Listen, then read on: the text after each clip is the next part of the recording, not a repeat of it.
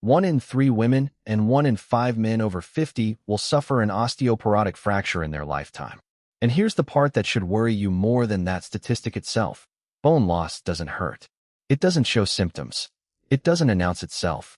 It builds quietly for 20, 30, sometimes 40 years, and the very first sign most people ever get is a broken hip, wrist, or spine after a fall that, in a younger or stronger skeleton, would have caused nothing at all. In this video, I'm going to walk you through 6 foods, backed by genuine clinical and population research, that actively support bone density and strength over time. This isn't another video telling you to just take a calcium pill. Calcium on its own, without the right supporting nutrients, often isn't enough, and in some cases doesn't behave the way people assume. I'm Dr. Alex, and after years in emergency medicine, I've seen exactly what a hip fracture does to an otherwise independent, healthy person. The fracture itself is rarely the real danger. It's everything that follows: the loss of mobility, the hospital stay, the decline that often comes after. So stay with me through all 6 foods, because the last one is the one almost nobody talks about, and it might matter more than any of the others. Let's start with the most obvious one, but there's more nuance here than most people realize. Dairy, particularly fermented dairy like yogurt and aged cheese, is one of the most well-established food sources for bone health, and not just because of calcium. Yogurt and hard cheeses provide calcium in a highly absorbable form, but they also deliver protein, which plays a much bigger role in bone strength than most people appreciate. Bone isn't just a calcium deposit. It's a living protein matrix called collagen, with calcium mineral embedded throughout it. Without adequate protein, that matrix weakens, regardless of how much calcium you're consuming. Large population studies following older adults have found that those with higher dairy intake, particularly fermented dairy, show meaningfully better bone density outcomes and lower fracture rates compared to those with low dairy intake. Fermented dairy specifically also supports gut microbiome health, and there's growing evidence that gut bacteria influence how efficiently your body absorbs calcium and other bone-supporting minerals in the first place. Certain aged cheeses, like Gouda and Edam, carry an additional benefit worth mentioning. They're among the richest natural sources of vitamin K2, which we'll get to in detail later in this video, because it plays a critical role in actually directing calcium into your bones rather than leaving it floating in your bloodstream. The takeaway here isn't to load up on dairy alone. It's to recognize that fermented dairy brings several bone-supporting nutrients together in one food, rather than relying on calcium in isolation. Second on the list, leafy greens, particularly kale, collard greens, and bok choy. These vegetables are often associated with heart health, but they play an equally important, and often overlooked, role in bone health specifically. Leafy greens are one of the richest natural sources of vitamin K1, which activates a protein called osteocalcin.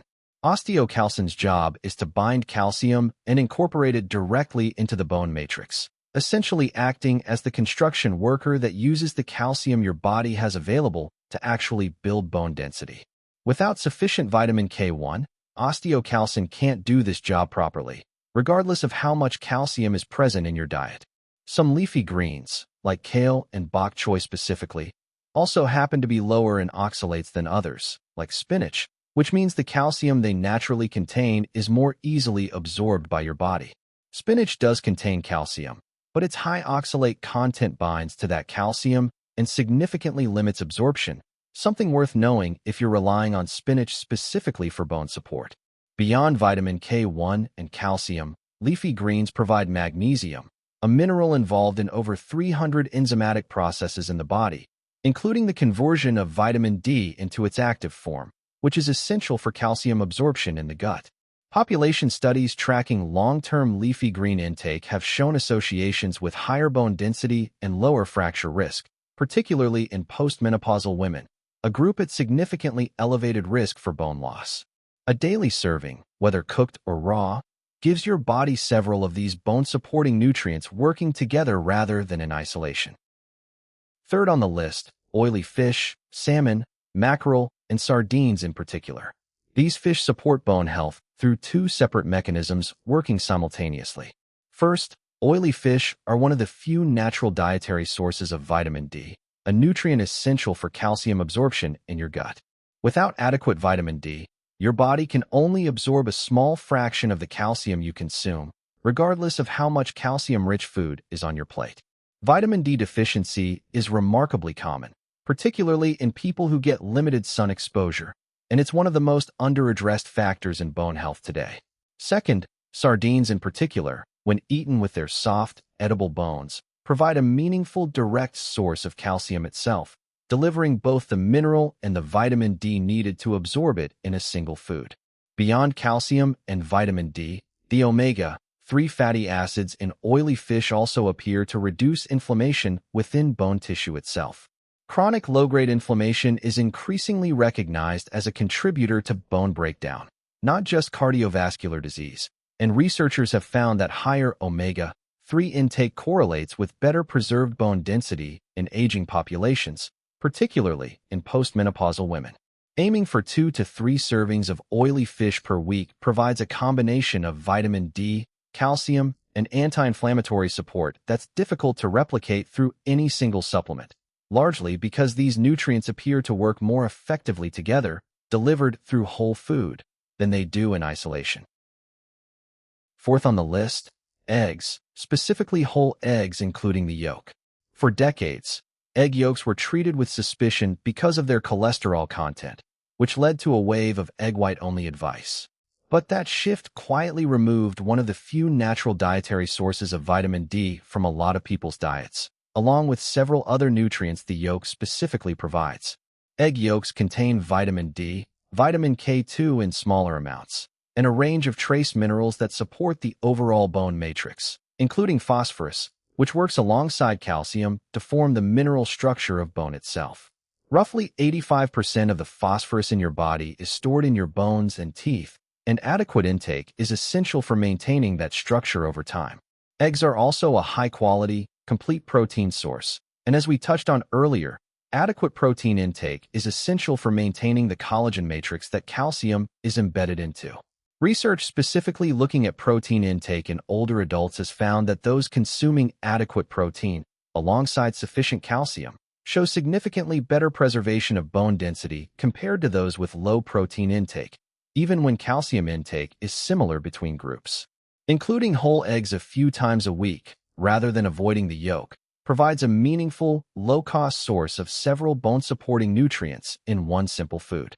Fifth on the list, nuts and seeds, particularly almonds, sesame seeds, and chia seeds. These foods contribute to bone health through mineral density rather than any single standout nutrient, and that combination is exactly what makes them valuable. Almonds and sesame seeds are notably rich in calcium for a plant food, along with magnesium, which as mentioned earlier plays a critical role in activating vitamin D within the body. Without adequate magnesium, vitamin D remains largely inactive, regardless of how much you're getting from sun exposure or food. Chia seeds and flax seeds bring a different benefit to the table, plant-based omega-3 fatty acids, which contribute to the same anti-inflammatory bone protective effect discussed earlier with oily fish, making them a useful addition for anyone who doesn't eat fish regularly. Nuts and seeds are also a source of boron, a trace mineral that doesn't get much attention, but research suggests it plays a role in how the body metabolizes calcium, magnesium, and vitamin D together, essentially supporting the coordination between these nutrients rather than acting alone. As with the nuts discussed in cardiovascular research, portion size matters here. A small daily handful, roughly a small palm-sized amount, appears to deliver these benefits consistently, without the excess calorie intake that can come from eating them in large, infrequent quantities. And finally, the food almost nobody mentions when talking about bone health, fermented soy, specifically natto, along with the K2-rich aged cheeses we touched on earlier. This is the piece of the puzzle that ties everything else on this list together. Vitamin K2 activates osteocalcin, the same protein we discussed with leafy greens, but K2 does this far more effectively than K1 alone.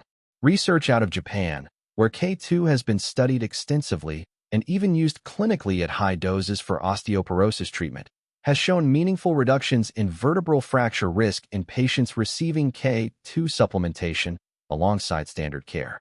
But K2's role goes beyond just activating osteocalcin. It also activates a second protein called matrix GLA protein, which is responsible for keeping calcium out of your blood vessels and soft tissue. This means K2 essentially performs two jobs simultaneously, directing calcium into your bones where it strengthens them, and keeping that same calcium away from your arteries, where it can cause harm instead. This is exactly why calcium supplementation alone, without adequate K2 intake, has produced such inconsistent results in bone health research. Some of the largest analyses on calcium supplementation have found only a small to negligible effect on fracture risk. Like everything we've covered on this channel, bone strength isn't built by one single nutrient or one single food. It's built by a consistent dietary pattern, calcium alongside vitamin D for absorption, vitamin K1 and K2 to actually direct that calcium into bone, adequate protein to maintain the underlying matrix, and minerals like magnesium and phosphorus supporting the whole system together. Start simple. Add fermented dairy a few times a week. Build a daily habit of leafy greens. Include oily fish twice a week. Don't avoid the egg yolk. Keep a small handful of nuts and seeds nearby. And consider an aged cheese or fermented soy for your K2 intake. If you want to understand exactly why calcium alone often isn't enough, and why vitamin K2 might be the missing link for both your bones and your arteries, I've made a full video breaking that down in detail, link right here. Subscribe for more evidence-based breakdowns just like this one.